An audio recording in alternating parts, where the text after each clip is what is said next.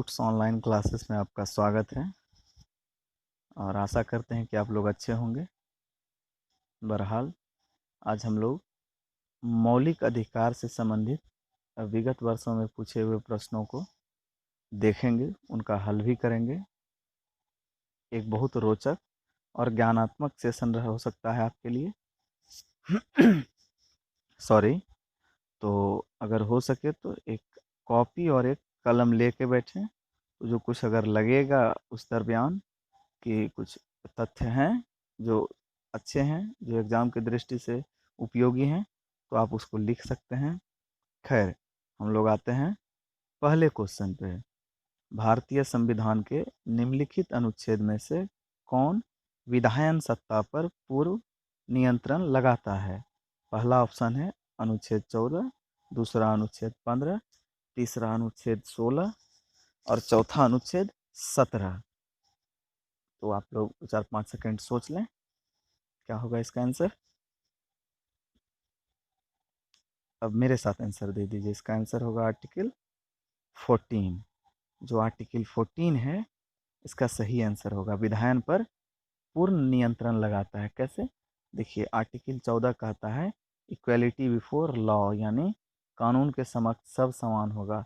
और उसके दूसरे वाक्य में है कि प्रोटेक्शन ऑफ लॉ, यानी जो कानून, जो प्रोटेक्शन ऑफ लॉ मतलब एक सकारात्मक वाक्य है, यानी न्याय का संरक्षण, यानी जिसको भी जो अधिकार मिला है उनके अधिकारों का संरक्षण। तो अनुच्छेद 14 विधायन पर पूर्ण नियंत्रण लगाती है। अब आते हैं हम लोग अगले क्वेश्चन पे। निम्न में से कौन से अनुच्छेद के अंतर्गत आने वाला अधिकार विदेशियों को नहीं प्रदान किया जाता है? तो विदेशियों को अधिकार जो नहीं प्रदान किए जाते हैं वो हैं आर्टिकल 15, यानी धर्म, जाति, लिंग, जन्म आदि के आधार पर भेदभाव नहीं होगा। आर्टिकल 16, जिसमें नियोजन है, सरकारी नौकरी में नियोजन में किसी तरह का भेदभाव नहीं होगा जाति धर्म आधार पे, मजहब के आधार पे। और आर्टिकल 19, जो आर्टिकल 19 में हम लोग को अधिकार है अभिव्यक्ति की स्वतंत्रता जो है उसमें। तो इसका आंसर इस हिसाब से क्या हो जाएगा आर्टिकल, तो इसका आंसर हो जाएगा आर्टिकल 15, यानी इसका आंसर हो जाएगा ए। आर्टिकल 15 के अंतर्गत जो है आर्टिकल 15 विदेशियों को नहीं मिला है। आर्टिकल 14 भी मिला है। इसमें वर्णन किया गया है, अभी बताए कि इक्वलिटी बिफोर लॉ और मतलब न्याय के समक्ष समान और कानून का संरक्षण। और आर्टिकल 20 संबंधित है गिरफ्तारी से और आर्टिकल 21 संबंधित है जीवन से, राइट टू लाइफ। अगले क्वेश्चन पे आते हैं। बाबा साहब भीमराव अंबेडकर द्वारा संविधान के किस अनुच्छेद को दिल और आत्मा कहा गया है? तो इसका पहला ऑप्शन है अनुच्छेद 15, दूसरा है अनुच्छेद 32, तीसरा है अनुच्छेद 19 और चौथा है अनुच्छेद 21। तो 10 सेकंड आप लोग जरा सोचिए कि क्या होगा आंसर। खैर, इसका आंसर होगा 32, आर्टिकल 32। आर्टिकल 32 को बाबा साहब भीमराव अंबेडकर के द्वारा संविधान का दिल और आत्मा कहा गया है। ऐसा क्यों? आर्टिकल 32 के तहत सुप्रीम कोर्ट रिट, रिट मतलब होता है न्यायिक आदेश, 5 तरह का रिट जारी करती है जो कि आदमी के फंडामेंटल राइट के तत्काल प्रभाव को दिलाती है। अगले क्वेश्चन पे आते हैं। भारतीय संविधान में कितने मौलिक अधिकारों का उल्लेख किया गया है? तो इसका पहला ऑप्शन है 5, दूसरा 6, तीसरा 7 और चौथा 8। क्वेश्चन थोड़ा आसान है, तो आप लोग सब जानते होंगे। तो इसका आंसर होगा बी, 6। 6 मौलिक अधिकार हैं। कौन कौन से? तो मौलिक अधिकार का वर्णन भाग 3 में किया गया है, आर्टिकल 12 से 35 के बीच। तो आर्टिकल 14 से आर्टिकल 18 समानता का अधिकार, आर्टिकल 19 से आर्टिकल 22 स्वतंत्रता का अधिकार, आर्टिकल 23 और 24 शोषण के विरुद्ध अधिकार, आर्टिकल 25 से लेकर आर्टिकल 28 तक धर्म के स्वतंत्रता का अधिकार, आर्टिकल 29 और आर्टिकल 30 में वर्णन किया गया है सांस्कृतिक और शैक्षिक अधिकार, और आर्टिकल 31 हम लोग के संविधान में नहीं है, और आर्टिकल 32 से आर्टिकल 35 के बीच वर्णन किया गया है संवैधानिक उपचारों का अधिकार। तो अब बढ़ते हैं हम लोग अगले क्वेश्चन की ओर। अगला प्रश्न है, गोपनीयता का अधिकार किस अनुच्छेद के तहत एक मौलिक अधिकार है? तो पहले इसके ऑप्शन पे हम लोग बात करते हैं। आर्टिकल 19, आर्टिकल पहला ऑप्शन, दूसरा ऑप्शन आर्टिकल 21, तीसरा आर्टिकल 14 और चौथा है आर्टिकल 32। तो इसका सही आंसर होगा बी, आर्टिकल 21। आर्टिकल 21 के तहत हम लोग का जो गोपनीयता का अधिकार है, राइट टू प्राइवेसी, जैसे आपके कोई कॉल को रिकॉर्ड नहीं कर सकता है बिना आपके बताए इसी तरह का राइट टू प्राइवेसी। जो हम लोग का संविधान मूल संविधान था तो उसमें राइट टू प्राइवेसी नहीं था, लेकिन समय के साथ चूंकि हम लोग का संविधान ऑर्गेनिक है, जीवित है, और समय के साथ इसमें अधिनियम जुड़ते जाते हैं, तो उसी तरह आर्टिकल 21 के 9वां क्लाउज में इसका वर्णन है। खैर, हम लोग आते हैं अगले क्वेश्चन पे कि मूल अधिकारों का वर्णन किस भाग में किया गया है? तो आप सब जानते हैं कि भाग 3 में किया गया है मूल अधिकार का वर्णन। भाग 2 में किया गया है नागरिकता का वर्णन, भाग 4 में नीति निर्देशक तत्व का वर्णन किया गया है, और भाग 5 के क में वर्णन किया गया है मौलिक कर्तव्य का। बहरहाल हम लोग अगले क्वेश्चन पे आते हैं। निम्नलिखित में से कौन सा मौलिक अधिकार अस्पृश्यता के उन्मूलन के लिए है? तो पहले ऑप्शन देख लेते हैं। पहला है निजता और व्यक्तिगत स्वतंत्रता का अधिकार, उसके बाद है धार्मिक स्वतंत्रता का अधिकार, तीसरा है समानता का अधिकार, और चौथा है सांस्कृतिक और शैक्षणिक अधिकार। शैक्षिक अधिकार होगा, शैक्षणिक गलत लिखा गया है, शैक्षिक अधिकार। तो इसका आंसर क्या होगा? तो देखिए, तो अस्पृश्यता का जो अंत हुआ है उसका आर्टिकल 17 में वर्णन है, और आर्टिकल 14 से आर्टिकल 18 तक आता है समानता के अधिकार में। तो इसका सही आंसर क्या हो जाएगा? सी, समानता का अधिकार। अब हम लोग अगले क्वेश्चन की ओर बढ़ते हैं। भारतीय संविधान में कितने मौलिक अधिकारों का उल्लेख किया गया है? वस्तुतः ये क्वेश्चन रिपीट हो गया है, लेकिन फिर भी 6 अधिकारों का वर्णन किया गया है। अभी हम लोग बहुत डिटेल बताए थे पहले, 6 अधिकार का वर्णन किया गया है, यानी आंसर हो जाएगा बी। अब आते हैं अगले क्वेश्चन पे। किस मूल अधिकार में कहा गया है कि मानव व्यापार, जबरन मजदूरी कराना और 14 वर्ष से कम उम्र के बच्चों को मजदूरी पर रखना अपराध है? तो इसके लिए ऑप्शन है ए समानता का अधिकार, बी स्वतंत्रता का अधिकार, सी शोषण के विरुद्ध अधिकार, डी धार्मिक स्वतंत्रता का अधिकार। तो इसका आंसर हो जाएगा शोषण के विरुद्ध अधिकार। और पता है कि शोषण के विरुद्ध अधिकार का वर्णन किया गया आर्टिकल 23 और आर्टिकल 24 में। उसके बाद अगले क्वेश्चन पे आते हैं कि नागरिकों के मौलिक अधिकारों में संशोधन का अधिकार किसे है? यानी हम लोग के जो मौलिक अधिकार हैं उसमें संशोधन, इसका अधिकार किसे है? तो आते हैं। पहला ऑप्शन सर्वोच्च न्यायालय, दूसरा राज्य संघ, तीसरा संसद, चौथा राष्ट्रपति। तो 10 सेकंड जरा सोचिए इसका क्या आंसर होगा। तो इसका सही आंसर है संसद। संसद ही मूल अधिकारों में संशोधन कर सकती है। आर्टिकल आपको पता होगा कि संसद आर्टिकल 368 के तहत संसद को संशोधन का अधिकार मिला है, जिसमें दो तरह के संशोधन होते हैं।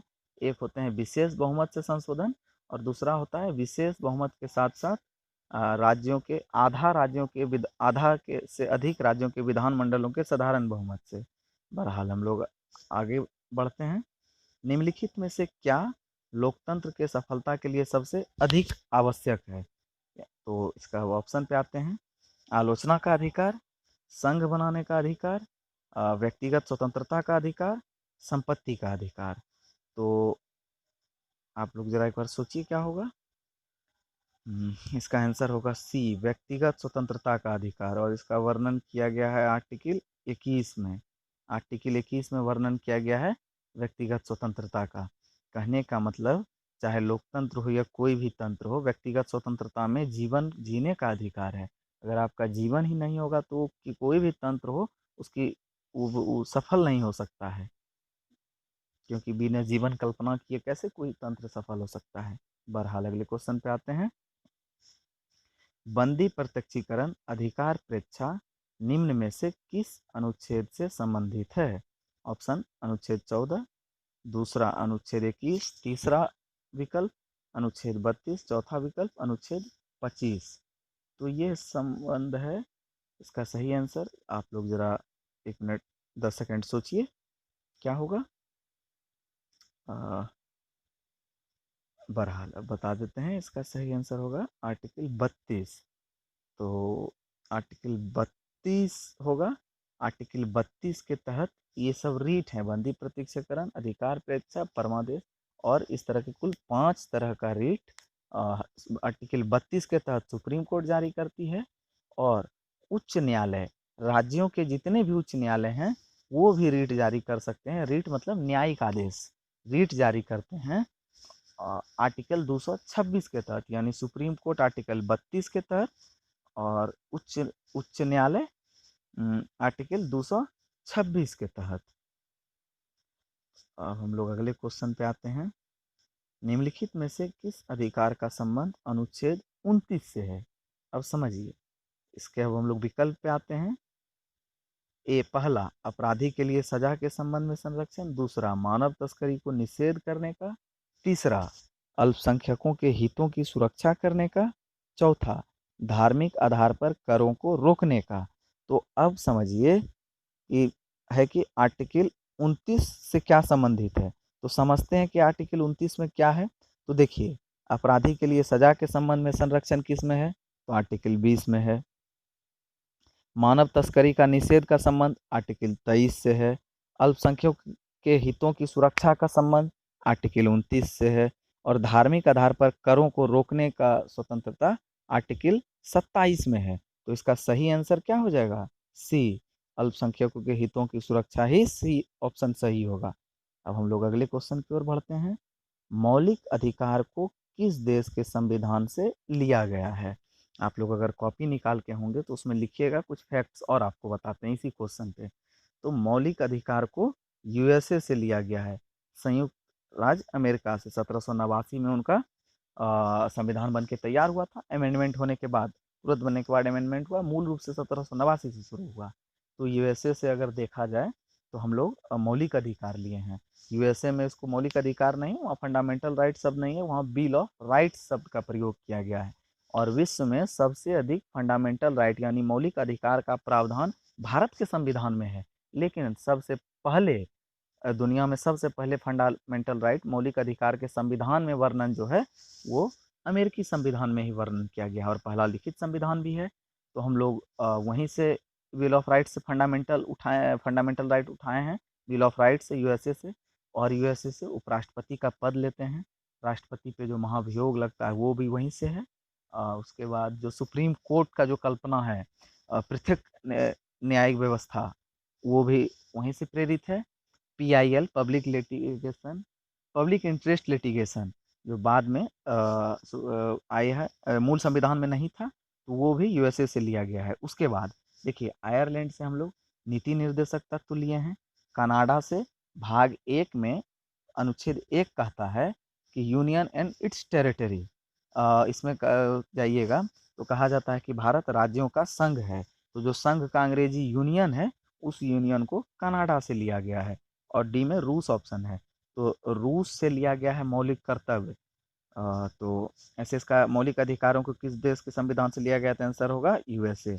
लेकिन मैं आशा करता हूँ कि इस सब बात को आप कॉपी में नोट डाउन कीजिएगा और बाकायदा रिवाइज कीजिएगा। देखिए, आप हमेशा याद रखिए कि आप कितने ज्ञान को संग्रहण करते हैं महत्वपूर्ण है, साथ ही महत्वपूर्ण, और ये संग्रहण तभी आपके पास बना रहेगा जब आप लगातार उसको रिवाइज कीजिएगा। तो आप जो भी आप अपने अध्ययन का जो भी आप दिनचर्या बनाए हैं, उसमें उस अध्ययन में नए अध्ययन के साथ रिवीजन एक बड़ा बात होना चाहिए। क्योंकि आप जब तक आप बार बार रिवाइज नहीं कीजिएगा, तब तक आपके कन्फ्यूजन, आपकी रेट ऑफ एक्यूरेसी और टाइम मिनिमाइजेशन, ये 3 चीज़ नहीं होगा। और जितने भी एक दिवसीय एग्ज़ाम हैं उन तीनों में बहुत महत्वपूर्ण है कि इसके लिए लगातार जो ऐसे क्वेश्चन हैं, इन क्वेश्चनों का भी आपको लगातार अभ्यास करना चाहिए। लगातार जो क्वेश्चन है, इन क्वेश्चन को आप लगातार कीजिए, चैप्टर पढ़िए, क्वेश्चन बनाइए। जब तक आप क्वेश्चन नहीं बनाइएगा, आपका कन्फ्यूजन नहीं क्लियर होगा। हर हालत में आपको क्वेश्चन बनाना ही है। क्यों? बिना क्वेश्चन बनाए आपका कन्फ्यूजन नहीं क्लियर होगा। आप बार बार क्वेश्चन बनाइए, आप रिवीजन करते रहिए। आप सलाह मानिए कि आप एक बार जो पढ़े हैं, आप पढ़ लिए हैं, बहुत अच्छे से आत्मसात कर लिए हैं, ठीक, लेकिन आप रिवीजन का एक नियम बनाइए कि 1 घंटा हम रिवाइज करेंगे और इसी तरह चैप्टर वाइज रिवाइज कीजिए और चैप्टर वाइज सवाल बनाइए। बहरहाल हम लोग इन सब बातों से अब आगे क्वेश्चन पे आते हैं। अगला क्वेश्चन, निम्नलिखित में से कौन सा मौलिक अधिकार आपातकाल के दौरान रद्द नहीं किया जा सकता है? तो इसके विकल्प पे आते हैं। पहला विकल्प है संगठन की स्वतंत्रता, दूसरा है बोलने और अभिव्यक्ति की स्वतंत्रता, तीसरा है व्यक्तिगत स्वतंत्रता और चौथा है शस्त्र रहित संगठित होने की स्वतंत्रता। तो इसका जो सही आंसर होगा वो व्यक्तिगत स्वतंत्रता होगा। सी इसका सही आंसर होगा, सी व्यक्तिगत स्वतंत्रता। व्यक्तिगत स्वतंत्रता का अभिप्राय है कि जीवन का, यानी ऐसा कोई भी आपातकाल वास्तविक आपातकाल नहीं हो सकता है जिन जो 3 तरह के जो हम लोग के अनुच्छेद में वर्णन है। 352 में राष्ट्रीय आपात है और 356 में आपात का वर्णन है जो राष्ट्रपति द्वारा लगता है। ऐसे तो सारे आपात राष्ट्रपति की घोषणा पे लगता है। और 360 में वित्तीय आपात है। तो ये 3 तरह के आपात में भी व्यक्तिगत स्वतंत्रता आपकी नहीं खत्म हो गई। ऐसा नहीं कि इस आपात के दौरान आपको मार दिया जाएगा, आपकी हत्या कर दी जाएगी, ऐसा नहीं हो सकता है। तो और इन चीज़ों को छीना जा सकता है। बहरहाल हम लोग अगले प्रश्न पे आते हैं। निम्नलिखित में से कौन सा भारतीय नागरिक का मौलिक अधिकार नहीं है? देखिए, क्वेश्चन को आप एकदम पढ़े होंगे इस क्वेश्चन को, और आपको हम 10 सेकंड देते हैं कि आप इसका पहले आंसर सोचिए कि क्या होगा। आप तय कर लिए होंगे आपका आंसर क्या होगा। अब हम लोग आते हैं कि इसमें क्या होगा, इसका आंसर क्या होगा। निम्नलिखित में से कौन सा भारतीय नागरिक का मौलिक अधिकार नहीं है?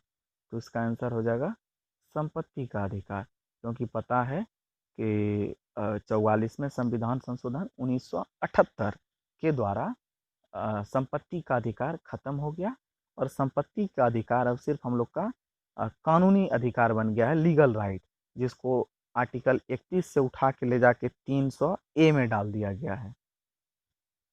अगले क्वेश्चन पे आते हैं। मौलिक अधिकारों के संबंध में निम्नलिखित में से क्या सही है? पहला ऑप्शन है न्यायिक, दूसरा है गैर न्यायिक, तीसरा है दृढ़, चौथा है स्थिति के अनुरूप। तो इसका आंसर हो जाएगा न्यायिक। न्यायिक कहने का मतलब क्या है कि अगर आपके मौलिक अधिकार का कोई हनन हो रहा है तो आप सुप्रीम कोर्ट जा सकते हैं, आर्टिकल 32 के तहत आपको रिट जारी होगा। और अगर हाई कोर्ट जाइएगा तो आर्टिकल 226 के तहत आपको रिट जारी होगा। तो ये न्यायिक है। जैसे हम लोग के यहाँ नीति निर्देशक तत्व गैर न्यायिक हैं, आप उनके लिए न्यायालय नहीं जा सकते हैं। बहरहाल हम लोग अगले क्वेश्चन पे आते हैं कि संविधान का कौन सा अनुच्छेद अस्पृश्यता का उन्मूलन करता है? तो देखिए, पहला ऑप्शन क्या है, अनुच्छेद 32। तो अनुच्छेद 32 के तहत रिट जारी करता है। अनुच्छेद 15, तो अनुच्छेद 15 में धर्म, जाति, लिंग आदि के आधार पे आपके साथ भेदभाव नहीं किया जाएगा, ये भी नहीं है। आर्टिकल 17 के तहत अस्पृश्यता का अंत है और आर्टिकल 19 के तहत अब अभिव्यक्ति और बोलने की स्वतंत्रता है। तो इसका सही आंसर क्या हो जाएगा? सी, आर्टिकल 17, यानी आर्टिकल 17 के में अस्पृश्यता का उन्मूलन किया गया है। अगले क्वेश्चन पे आते हैं। किस अनुच्छेद के तहत सशस्त्र बलों के सदस्यों के मौलिक अधिकारों को विशेष रूप से प्रतिबंधित किया जा सकता है? पहला ऑप्शन है आर्टिकल 33, दूसरा आर्टिकल 35, तीसरा आर्टिकल 34, चौथा आर्टिकल 32। इसमें आपको हम 10 सेकंड समय देते हैं और सोचिए इसका क्या जवाब होगा। बहरहाल तो इसका जवाब होगा आर्टिकल 33। आर्टिकल 33 के तहत अगर आप कॉपी लाए हैं आपके तो आप उसमें लिख लीजिए, या नहीं भी है तो कॉपी निकाल के लिख लीजिए।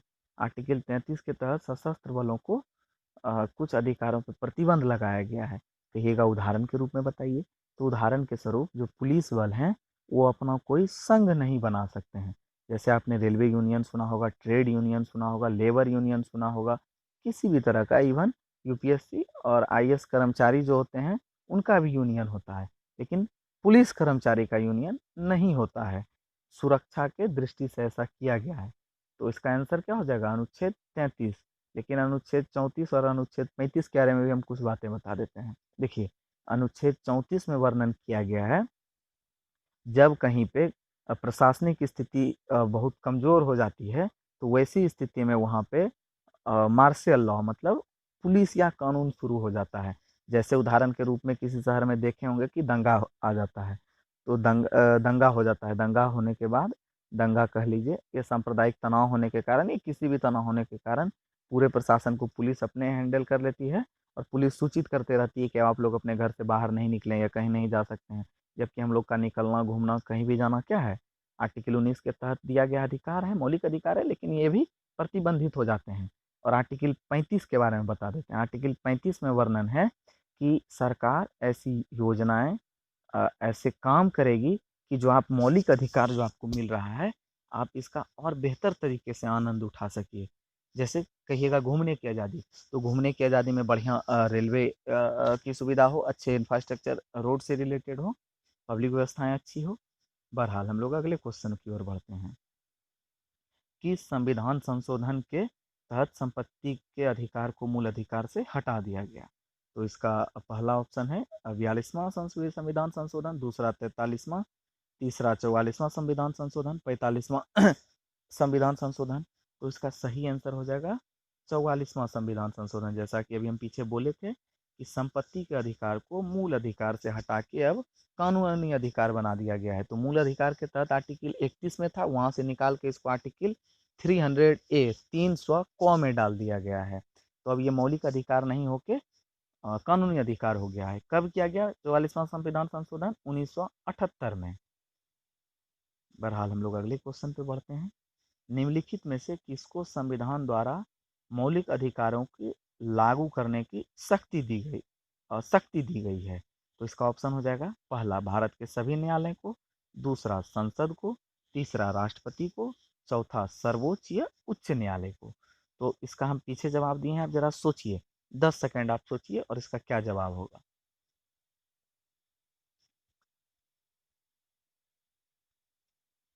तो बहरहाल इसका जवाब होगा सर्वोच्च और उच्च न्यायालय को।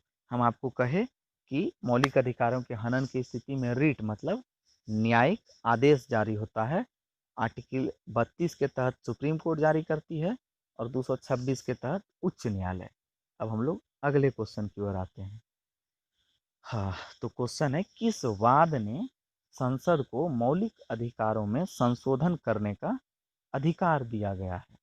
तो इसके पहला विकल्प है केशवानंद भारती विवाद, दूसरा है गोलकनाथ वाद, तीसरा है सज्जन सिंह वाद, चौथा है मेनका गांधी वाद। तो इसका सही आंसर होगा केशवा इसका सही आंसर हो जाएगा केशवानंद भारती वाद। केशवानंद भारती वाद ही इसका सही आंसर होगा। आपको पता है कि अगर इस देश में जो सर्वोच्च न्यायालय के द्वारा जो 10 बड़े निर्णय दिए गए हैं, उसमें से अगर किसी को क्रम से रखिएगा तो पहले पे आपका कोई और होगा, लेकिन मेरे हिसाब से कम दूसरे नंबर पे तो केशवानंद भारती वाद को आप रख ही सकते हैं। क्योंकि इसी वाद में जो हम लोग के संविधान में एक बहुत बड़ा बात सुप्रीम कोर्ट ने कहा, और हम लोग के संविधान में जो आया उसको कहते हैं बेसिक स्ट्रक्चर डॉक्ट्रिन, यानी मूल ढांचा नियम। बेसिक स्ट्रक्चर डॉक्ट्रिन कहता है कि संविधान 368 के तहत संविधान में संशोधन संसद 368 के तहत संविधान में संशोधन कर सकती है, लेकिन संसद के आधारभूत संरचना को नहीं बदल सकती है। और ये कहा जाए कि हम लोग के उच्चतम न्यायालय के सर्वश्रेष्ठ फैसलों में से एक हैं। तो इसका सही आंसर हो जाएगा केशवानंद भारती वाद। और कई बार पूछ देता है कि कब केशवानंद भारती वाद का निर्णय आया था? तो 1973 में आया था। अब आते हैं अगले क्वेश्चन में। तो गोपनीयता का अधिकार किस अनुच्छेद के तहत एक मौलिक अधिकार है? तो गोपनीयता का अधिकार किस अनुच्छेद के तहत मौलिक अधिकार है? इसका पहला विकल्प है अनुच्छेद 14, दूसरा अनुच्छेद 21, तीसरा अनुच्छेद 19 और चौथा अनुच्छेद 15। हम पीछे भी बताए हैं इस चीज को, फिर भी एक बार आप सोचिए 5 सेकंड क्या होगा। तो इसका सही आंसर होगा आर्टिकल 21। आर्टिकल 21 में बाद में संशोधन करके, जब मूल संविधान में गोपनीयता के अधिकार का प्रावधान नहीं था, लेकिन बाद में संविधान में इस बात को जोड़ा गया, गोपनीय राइट टू प्राइवेसी, आर्टिकल 21 के 9वां क्लॉज में। तो जिसके तहत अभी आधार कार्ड का जो मामला उठा है, उसी के तहत अभी उच्चतम न्यायालय के अभी शरण में ही है केस, अभी निर्णय नहीं कुछ बहुत स्पष्ट है। तो ये 21 के तहत है, आर्टिकल 21 में गोपनीयता का वर्णन किया गया है। देखिए, जब आप जिस भी क्वेश्चन को आप डिस्प्ले पे देखते हैं, क्वेश्चन पढ़िए, उसके बाद आप विकल्प पढ़िए और पॉज कर दीजिए और 10 सेकंड सोचिए और कम से कम 4 से 5 बार क्वेश्चन पढ़िए। इससे क्या होगा, देखिए एग्जाम आपसे तब निकलेंगे जब आपको आंसर याद होगा, आपसे तब नहीं, आपसे तब निकलेंगे जब आपको क्वेश्चन याद होगा। जब तक आपको क्वेश्चन नहीं याद होगा तब तक आप नहीं बना पाइएगा। कारण क्या है कि आपको आंसर तो बहुत आते हैं, लेकिन बहुत पढ़ने के कारण आपको कन्फ्यूजन लगता है, सब पढ़ा हुआ आंसर लगता है। तो ये कन्फ्यूजन दूर तभी होगा जब आप क्वेश्चन को याद कीजिएगा। कहने का मतलब है कि आप जब क्वेश्चन को पढ़िए तो क्वेश्चन को आप देखिए। हम लोग अगले क्वेश्चन पे आते हैं। किस मूलभूत अधिकार के अनुसार सभी व्यक्ति कानून के समक्ष समान है?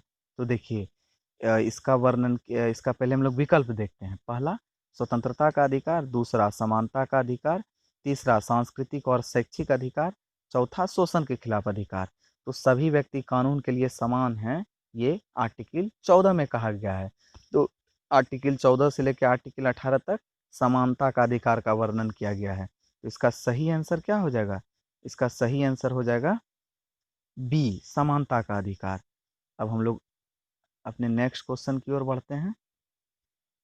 भारतीय संविधान के किस अनुच्छेद में जीवन और व्यक्तिगत स्वतंत्रता के संरक्षण का उल्लेख है?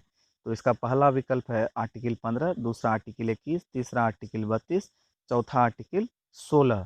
तो इसका सही आंसर हो जाएगा आर्टिकल 21। आर्टिकल 21 में जीवन और व्यक्तिगत सुरक्षा का वर्णन है। आर्टिकल 15 में जाति, लिंग, भेद आदि के आधार पर भेदभाव नहीं होगा, इसका वर्णन है। आर्टिकल 32 में रिट जारी होता है। आर्टिकल 16 में सरकारी नियोजन में कोई भेदभाव नहीं होगा, इस बात का वर्णन है। बहरहाल अगले क्वेश्चन पे आते हैं।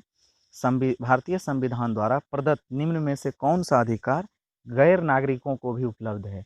देखिए, क्वेश्चन थोड़ा टेक्निकल है। आप कहिएगा गैर नागरिक क्या होगा? तो व्यक्ति को भारतीय संविधान में नागरिकता में 2 भाग में बांटा गया है, एक गैर नागरिक या विदेशी और दूसरा नागरिक। तो कहा जाता है कि भारतीय संविधान द्वारा प्रदत्त निम्न में से कौन सा गैर नागरिकों को भी उपलब्ध है? तो गैर नागरिकों को उपलब्ध है अभिव्यक्ति की स्वतंत्रता, नहीं है। दूसरा संवैधानिक निराकरण का अधिकार, तीसरा विकल्प सरकारी नौकरी में नियोजन और चौथा देश के अंदर घूमने फिरने का अधिकार। तो इसका सही आंसर हो जाएगा संवैधानिक निराकरण का अधिकार गैर नागरिक को भी है। देखिए, जो विदेशी नागरिक हैं उनको क्या क्या नहीं प्राप्त है, यह तो भारतीय नागरिक को क्या विशेष प्राप्त है? तो आर्टिकल 15, आर्टिकल 16 और आर्टिकल 19, ये 3 आर्टिकल भारतीय नागरिक को तो प्राप्त है, लेकिन विदेशी को जो आएंगे जब तक वो भारतीय नागरिक नहीं बन जाते हैं तो उनको ये अधिकार नहीं मिलेगा। और आपको पता है कि नागरिकता 5 तरह से भारतीय संविधान में वर्णन किया गया है। जन्म के आधार पे, वंश के आधार पे, उसके बाद पंजीकरण के आधार पे, देशीकरण के आधार पे और भू अर्जन के आधार पे। बहरहाल हम लोग अगले क्वेश्चन पे आते हैं।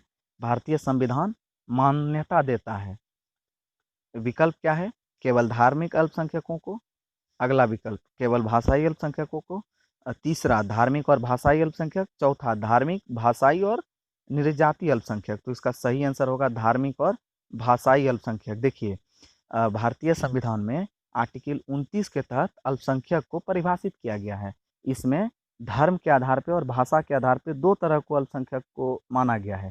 तो धर्म के आधार पर संसद तय करती है और भाषा के आधार पे राज्य विधानमंडल तय करती है कि उनके विशेष राज्य में कौन अल्पसंख्यक होंगे किसी खास भाषा के कारण। अगले क्वेश्चन पे आते हैं। किसी अपराध के अभियुक्त को स्वयं अपने विरुद्ध गवाह बनाने की बात नहीं किया जा सकता, किस अनुच्छेद में यह प्रावधान है? तो इसका आंसर हो जाएगा आर्टिकल 20। आर्टिकल 20 के तहत। अब आते हैं हम लोग अगले क्वेश्चन पे। अगला क्वेश्चन अब नहीं है, यहीं इतिश्री। तो आशा करते हैं कि आपको ये पूरा सेशन अच्छा लगा होगा और ज्ञानवर्धन रहा होगा आपका। अच्छा लगने का मतलब है आपके ज्ञानवर्धन से। अगर अच्छा लगा तो चैनल सब्सक्राइब अगर कर दीजिए और बेल आइकन दबा दीजिए अगर इसी तरह का वीडियो और या इस तरह का कंटेंट और आपको चाहिए। अगर वो नहीं भी करते हैं कोई बात नहीं, लेकिन हाँ, आप इन क्वेश्चन को आप एक बार फिर 1 सप्ताह के बाद, 2 सप्ताह के बाद फिर इस क्वेश्चन को आके रिवाइज कीजिएगा और फिर देखिएगा कि आप कितना सही बना पाते हैं, कितना आपका सही आंसर दे पाते हैं। खैर, धन्यवाद। जय हिंद।